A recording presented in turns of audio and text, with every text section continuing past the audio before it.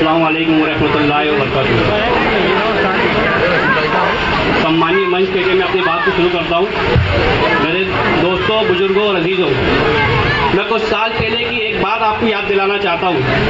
जब मध्य प्रदेश के अंदर कांग्रेस की सरकार बनी थी, 2018 के अंदर हमने ठाकुर सुरेंद्र सिंह को 85,000 वोट दिए थे, जो पूरे वार्डों में ये कहते फिर रहा था कि मैं कांग्रेस के अंदर ही जाऊंगा, कांग्रेस में ही रहूंगा।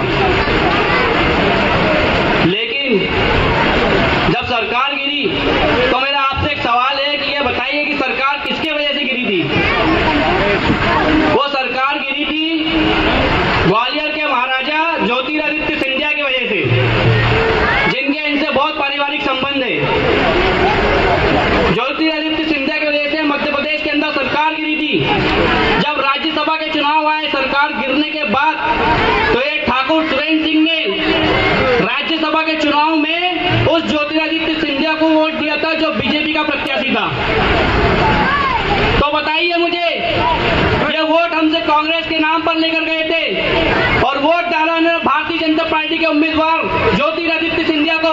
वो सिंधिया जो बीजेपी का प्रत्याशी था, वो बीजेपी, वो भारतीय जनता पार्टी जो हमारे लिए उल्टे सीधे कानून बनाती है, जिसने CAA का कानून लेकर आया, जिसने NRC का कानून लेकर आया, जिसने 3 तलाक का कानून लेकर आया, जो आए दिन हमारे भाइयों को पूरे हिंदुस्तान के अंदर कत्लेआम कर रही है, वो भारतीय जनता पार्टी जो हमारे आका ताजदार मदीना सल्लल्लाहु अलैहि वसल्लम की शान में हर वक्त गुस्ताखी करती है। तो मुझे बताइए, क्या इस बात का ख्याल ठाकुर सुरेंद्र सिंह को नहीं आया कि ये हमारी कौम के गद्दार है, मैं किस वजह से उनको वोट दूं?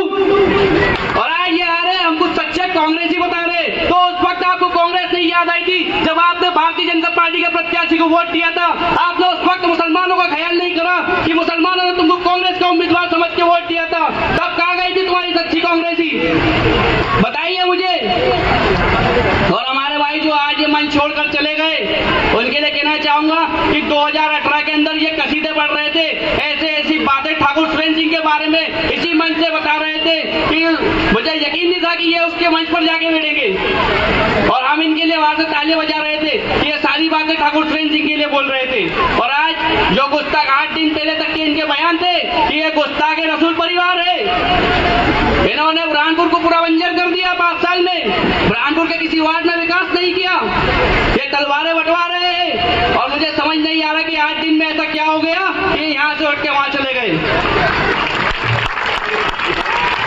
और हाफिज रिजवान साहब की बात से एक बात और कहना चाहूंगा, ईमान की दौलत कोई खरीद नहीं सकता, जिसके दिल में ईमान है उसको कोई नहीं खरीद सकता, और जो बिक रहा है उसके दिल में ईमान हो नहीं सकता।